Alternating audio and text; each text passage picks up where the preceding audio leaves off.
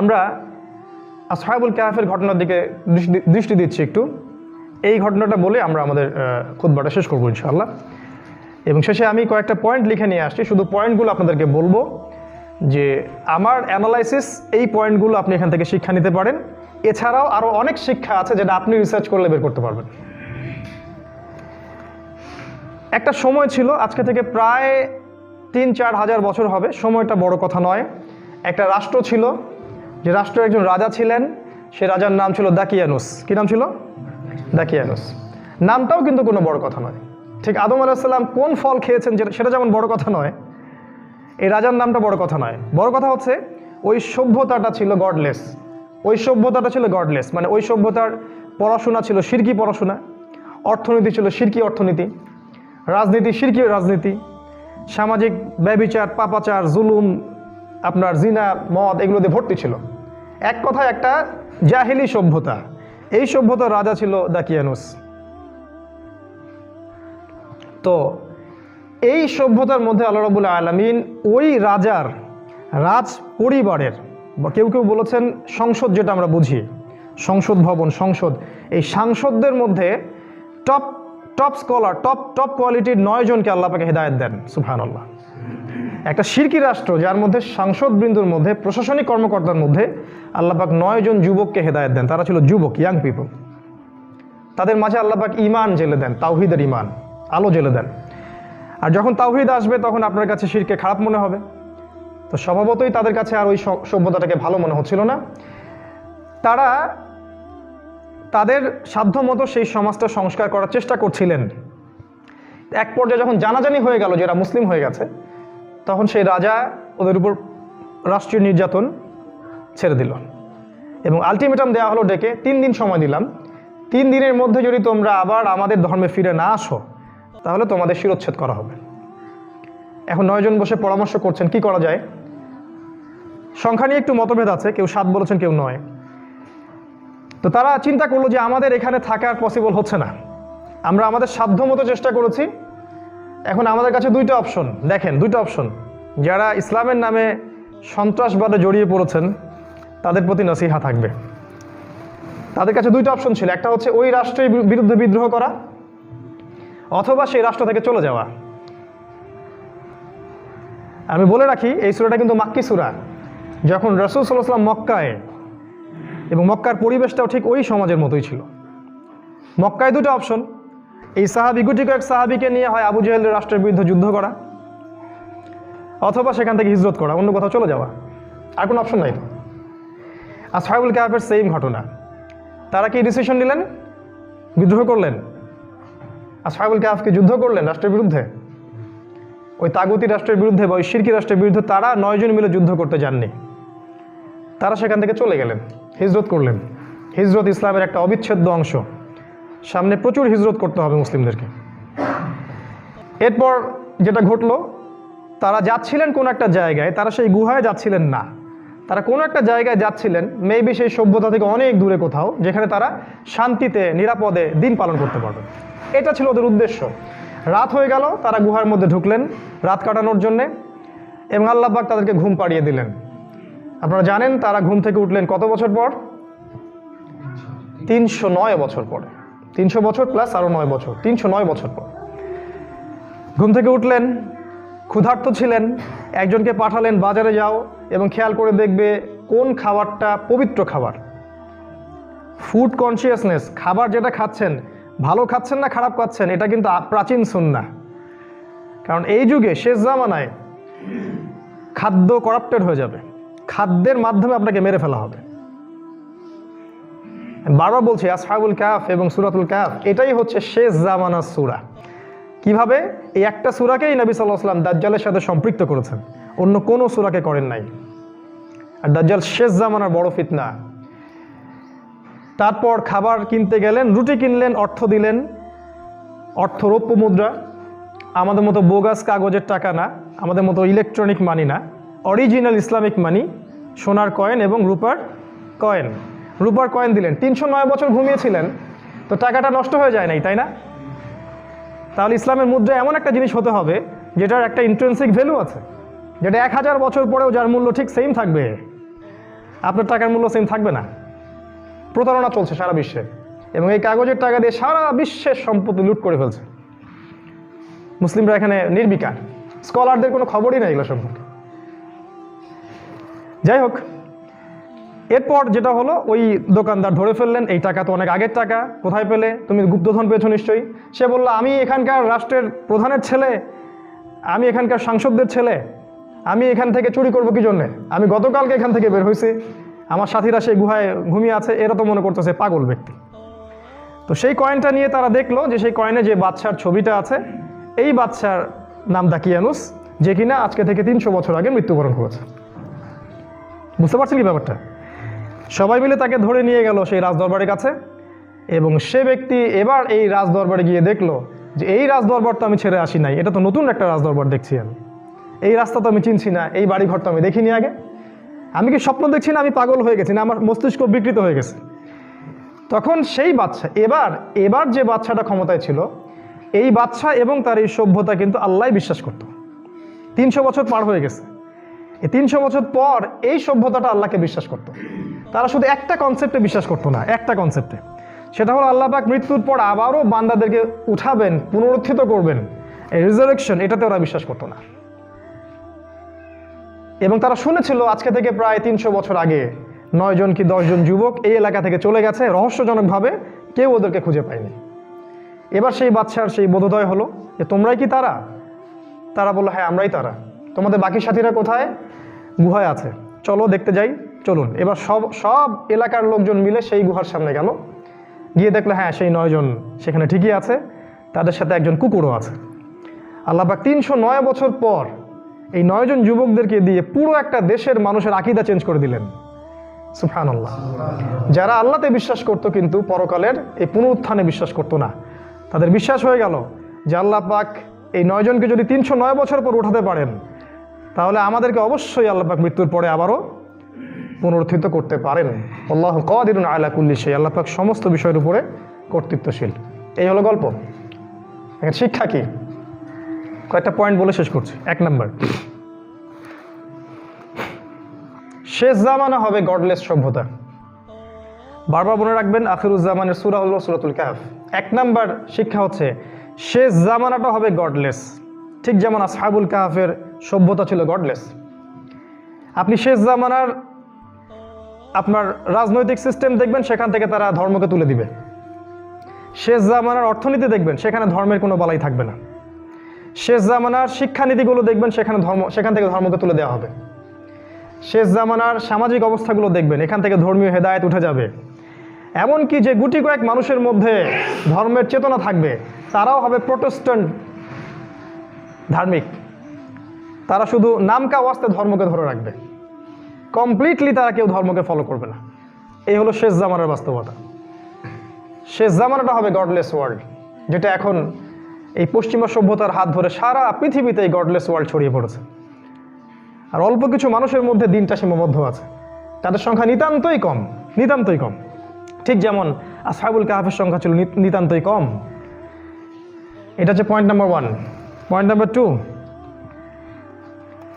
শেষ জামানাতেও অল্প কিছু মানুষ এই দিন ইসলামের শেকড়টা আঁকড়ে ধরে থাকবে।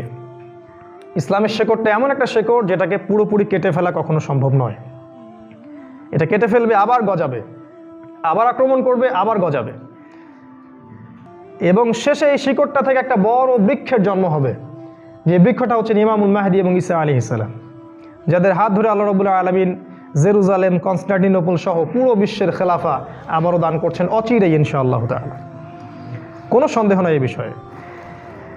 তো তার পয়েন্ট হচ্ছে শেষ জামানাতেও অল্প কিছু মানুষ হলেও দিন ইসলামকে তারা আঁকড়ে ধরে থাকবে। এটা পয়েন্ট নাম্বার 2। তাই হতাশ হবেন না, এবং আল্লাহর কাছে দোয়া করতে হবে আমরা যেন সেই অল্প সংখ্যক মানুষের মধ্যেই অন্তর্ভুক্ত হতে পারি।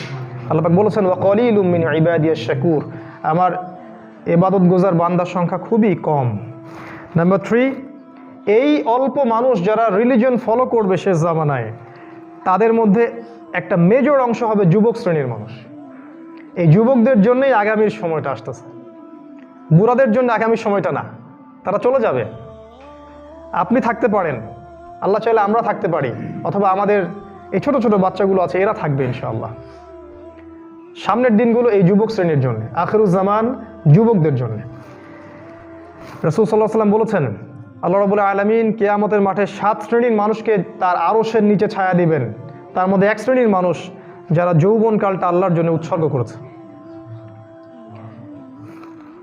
তাই যুবকদের প্রতি নাসিহা থাকবে, জ্ঞান অর্জন করুন, প্রচুর জ্ঞান অর্জন করুন, পড়াশোনা করুন, ভার্সেটাইল বইপত্র পড়ুন, কোরআন, সুন্নাহ, হিস্ট্রি, ইকোনমিক্স, ফিলোসফি সব বইপত্র পড়তে হবে। স্কলারদের শরণাপন্ন হন, আমল করেন, জামা গঠন করেন। যারা দিনের জন্য কাজ করছেন সবার সাথে মিউচুয়াল আন্ডারস্ট্যান্ডিং রেখে চলেন, একটা উম্মাহ গড়ে তোলেন, পরিবার গড়ে তোলেন, শারীরিক প্রিপারেশন নেন, মানসিক প্রিপারেশন নেন, ঈমান তাজা রাখেন, একসাথে থাকেন। সামনে দাওয়াত এবং জিহাদ আপনার জন্য অপেক্ষা করছে ইনশাআল্লাহ, ইনশাআল্লাহ তাআলা। আসহাবুল কাহফের ক্ষেত্রেও তারা ছিলেন অল্প কিছু যুবক। সামনের দিনগুলো হবে যুবকদের জন্য ইনশাআল্লাহ। 4 নাম্বার পয়েন্ট হচ্ছে, এই যুবকদের কিন্তু মধ্যে বেশিরভাগই ছিল উচ্চ পদস্থ কর্মকর্তা। তারা কিন্তু রাস্তাঘাটের ছেলেরা ছিলেন না, তারা কেউই কিন্তু রাস্তাঘাটের অর্ডিনারি পিপল ছিলেন না আমাদের মতো। এই আসহাবুল কাহফের প্রায় ম্যাক্সিমাম ব্যক্তি ছিলেন ওই সময়কার রাষ্ট্রীয় যে পদমর্যাদা আছে, প্রশাসনিক কর্মকর্তার ছেলে।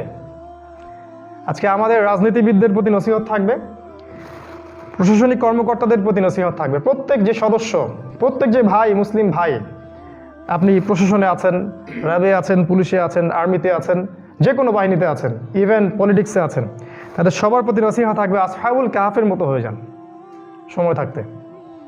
আপনার এই মেধা, আপনার এই শক্তি, আপনার এই ক্ষমতা যা আল্লাহ আপনাকে দিয়েছেন, আল্লাহর পথে ঢেলে দেন ইনশাআল্লাহ। আগামী দিন আপনার জন্য অপেক্ষা করছে। যদি আসহাবুল কাহফ এই 9 জন মিলে পুরো ওই কান্ট্রি, ওই সভ্যতার বিরুদ্ধে থাকতে পারে, আপনারাও পারবেন ইনশাআল্লাহ। আমরা জানি যে আপনারাও মুসলিম, হয়তো চাপের কারণে হোক, দুনিয়াবি কোনো কারণেই হোক, ইমানের চর্চা না থাকার কারণেই হোক, কোনো না কোনোভাবে আপনাদের হৃদয়টাকে করাপ্টেড করে ফেলা হয়েছে। আমরা দোয়া করব আল্লাহ পাক আপনাদেরকে যেন ইসলামের দিকে ফিরিয়ে নিয়ে আসেন। কারণ আপনাদের দ্বারা যে খেদমতটা সম্ভব, সেটা আমাদের মতো অর্ডিনারি পিপলদেরকে দ্বারা সম্ভব নয়।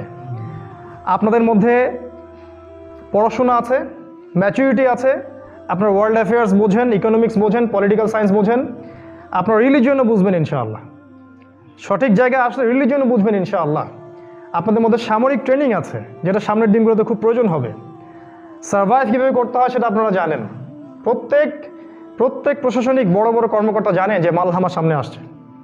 আমরা জানি না, তারা জানে, প্রত্যেকেই জানে। আমরা তাদের জন্য দোয়া করব এবং তাদের জন্য আমরা হেদায়েতের আলো মিম্বর থেকে ছড়িয়ে দিব।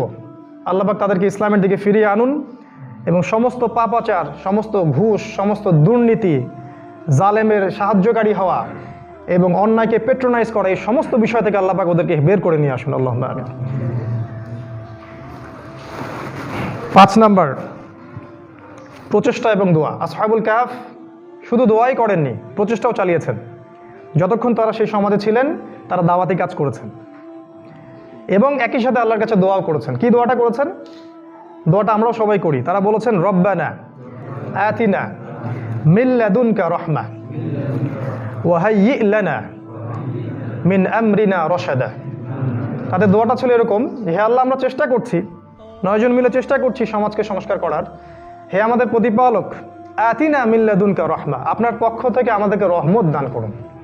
ওয়া হাইয়্যি লানা মিন আমরিনা রশাদা, আপনি আপনার সাহায্যে আমাদের সব কাজগুলোকে সুন্দর মতো সমাধান করে দিন। আল্লাহর রহমত এবং সাহায্য না থাকলে প্রচেষ্টা কোনো কাজে আসবে না। আবার শুধু দোয়া করেই ক্ষান্ত থাকলে হবে না, চেষ্টাও চালাতে হবে, তখনই গিয়ে একটা রেজাল্ট পাওয়া যাবে ইনশাআল্লাহ। এটা 5 নাম্বার। 6, হিজরত। এটা শুনতে শুনতে আমার পক্ষ থেকে হয়তো বিরক্ত হয়ে গেছেন আপনারা, কিন্তু সামনের দিনগুলোতে বুঝবেন এটার বাস্তবতা কতটুকু। এই কথাগুলো আপনাদের মনে পড়বে ইনশাআল্লাহ। আসহাবুল কাহফ ওই সমাজে চেষ্টা করেছিলেন, পারেন নাই, দোয়া করেছেন, এক পর্যায়ে সেখানে টিকতে পারেননি, কারণ জালেমের শক্তি এত বেশি ছিল, তারা টিকতে পারতেন না। এক পর্যায়ে তাদেরকে ছেড়ে চলে যেতে হয়েছে সেই সমাজ। সামনের দিনগুলোতে আপনি যখন দেখবেন আরও বেশি বেশি সমস্যা আসছে সমাজে, একটার পর একটা ফিতনা আসছে, মালহামা লঞ্চ হচ্ছে, রাষ্ট্র রাষ্ট্রে যুদ্ধ জড়িয়ে পড়ছে, খাবার পাবেন না আপনি, খাবার, পানি, বিশুদ্ধ বাতাস, এগুলো সংকট হচ্ছে।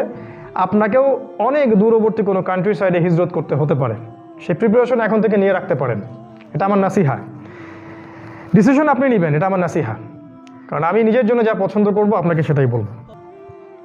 হিজরত একটা অবিচ্ছেদ্য অংশ। আমাদের নবীকে হিজরত করতে হয়েছে মক্কা থেকে মদিনা, তার আগে মক্কা থেকে আবিসিনিয়া, তার আগে মক্কা থেকে তায়েফ করতে হয়নি? রাসূলের সুন্নাহ এটা। ইব্রাহিম আলাইহিস সালামকে হিজরত করতে হয়েছে, আসহাবুল কাহফকে হিজরত করতে হয়েছে। আপনি যখন ঈমান নিয়ে চলবেন, প্রকৃত ঈমান, যে ঈমান নিয়ে চললে হাতের মধ্যে আগুন রাখার মতো হবে, তখন এই দুইটা অপশনই আপনার সামনে থাকবে। হয় সেখান থেকে ঈমান নিয়ে হিজরত করা, অথবা আল্লাহর পথের দাওয়াত এবং জিহাদের রশি ধরে রাখা। তৃতীয় কোনো অপশন সেখানে নাই। এটা একটা বিষয়। একটা হাদিস মনে করিয়ে দিই। রাসূল সাল্লাল্লাহু আলাইহি ওয়াসাল্লাম বলেছেন, শেষ জামানায়, খুব ভালো করে বুঝবেন, শেষ জামানায় একজন মুমিনের জন্য এই ফিতনামুক্ত শহরে থাকা ইম্পসিবল হয়ে যাবে। তখন তার জন্য সবচেয়ে সেরা সম্পদ হবে কিছু বকরি, কিছু গাভীর পাল, কিছু জমি, কিছু সোনা এবং রূপা। এইগুলো নিয়ে সে হিজরত করবে প্রত্যন্ত পাহাড়ি অঞ্চলে। এটা নবীজির হাদিস। তিনি জানতেন সামনে এরকম একটা অবস্থা হবে, এই জন্যই তো হাদিসগুলো বলে গেছেন। এই সময়গুলো সামনে আসবে। আল্লাহ পাক আমাদেরকে প্রস্তুতি নেওয়ার তৌফিক দান করুন, আল্লাহুম্মা আমিন। 7 নাম্বার, আল্লাহর সাহায্য, মুজিজা। দেখুন, যখন আপনি আল্লাহ পাকের পথে আসবেন পরিপূর্ণভাবে, আল্লাহ পাকের উপর দায়িত্ব হচ্ছে আপনাকে সাহায্য করা। আসহাবুল কাহফ যখন আল্লাহর পথে চলে আসছে তাওহীদের সাক্ষী দিয়ে, আল্লাহ পাক তাদের জন্য তার পথকে প্রশস্ত করে দিয়েছেন। 309 বছর ঘুম পাড়িয়ে রেখেছেন নিশ্চিন্তে। এদিকে সমাজ ধ্বংস হয়ে যাচ্ছে, কিন্তু তারা নিশ্চিন্তে ঘুমিয়ে আছেন। খেয়াল করেছেন? কোনো টেনশন নাই, তারা ঘুমিয়ে আছে। এবং ওই অল্প কিছু মানুষকে দিয়ে আল্লাহ পাক কিয়ামত পর্যন্ত মানুষদেরকে হেদায়েত দিয়ে দিলেন যে কিয়ামত অবশ্যই হবে, পুনরুত্থান অবশ্যই হবে। কিয়ামত পর্যন্ত যতদিন কোরআন থাকবে ততদিন পর্যন্ত মানুষ এদের গল্প পড়তে থাকবে। প্রতি শুক্রবারেই অসংখ্য মুসলিম এই গল্পটা পড়বে, অথচ তারা কিন্তু জানেই না যে তাদেরকে নিয়ে কোরআনে এরকম আয়াত নাজিল করা হয়েছে। আল্লাহর সাহায্য আসবে ইনশাআল্লাহ যখন আপনি হকের পথে থাকবেন। 8 নাম্বার, আপনি আল্লাহর মুজিজা দেখতে পারবেন। কিভাবে? আসহাবুল কাহফ যখন ঘুমিয়েছিলেন, তাদের ঘুমের যেন ডিস্টার্ব না হয়, আল্লাহ পাক সেজন্য সূর্যকে উঠানোর সময় ডান দিক দিয়ে হেলাতেন আর ডোবানোর সময় বাম দিক দিয়ে হেলাতেন। আল্লাহ পাক প্রকৃতিকে তাদের অনুগত করে দিয়েছিলেন। সুবহানাল্লাহ। আজও যদি কেউ আপনি হকপন্থী হতে পারেন, আমরা পারি, আল্লাহ পাক প্রত্যেকটা বিষয়কে আপনার অনুগত করে দিবেন ইনশাআল্লাহ। আল্লাহ পাক চাইলে আসমান থেকে ফেরেশতা নামিয়ে আপনাকে সাহায্য করতে পারেন। আল্লাহ পাক এটা করেননি?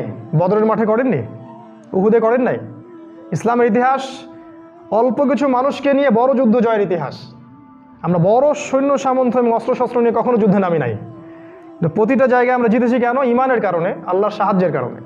গায়েবী মাদদ আসবে ইনশাআল্লাহ। শুধু তাই নয়, খেয়াল করে দেখবেন এই গল্পটা পড়লে, ঘুমের মধ্যেও আল্লাহ পাক তাদের পার্শ্ব পরিবর্তন করাচ্ছিলেন। সুবহানাল্লাহ। তারা ঘুমিয়ে আছে, আল্লাহ পাক ফেরেশতাদেরকে দিয়ে তাদের পার্শ্বটা পরিবর্তন করাচ্ছেন, ডানে একবার বামে একবার। কেন করাচ্ছেন? তাদের মূল্য এত বেশি কেন? তাওহীদ, ঈমান, এই কারণে। আজকেও যদি আমরা আল্লাহর পথে এভাবে থাকতে পারি, আল্লাহ পাক আমাদেরকে ঘুমের মধ্যেও হেল্প করতে পারেন ইনশাআল্লাহ। আজকে হীনমন্যতা ত্যাগ করতে হবে এবং আমাদের যে রক্ষণশীল চেতনা, শেকড় ভুলে যাওয়া, আমরা যে এখন হীনমন্যতায় ভুগছি, এটা ত্যাগ করতে হবে। 2 শ্রেণীর মানুষ পাবেন, হতাশাবাদী এবং আশাবাদী। হতাশাবাদীদের জন্য আখিরুজ জামানে কোনো অংশ নাই। আল্লাহ পাক বলেছেন যে ওয়ানতুমুল আলাউনা, অবশ্যই তোমরা বিজয়ী হবে, ইন কুনতুম মুমিনিন, যদি তোমরা প্রকৃতপক্ষে মুমিন হয়ে থাকো। ওয়ালা তাহিনু তাদউ ইলা সালম, তোমরা হীনবল হয়েও না, ইসলামের দিকে ডাকতে থাকো। ওয়ানতুমুল আলাউনা, তোমরা বিজয়ী হবে। আল্লাহু মাআকুম, আল্লাহ পাক তোমাদের সাথে আছেন। ওয়ালা ইয়াতিরুকুম আমালুকুম, আল্লাহ পাক তোমাদের আমল কখনো বিনষ্ট করবেন না ইনশাআল্লাহ।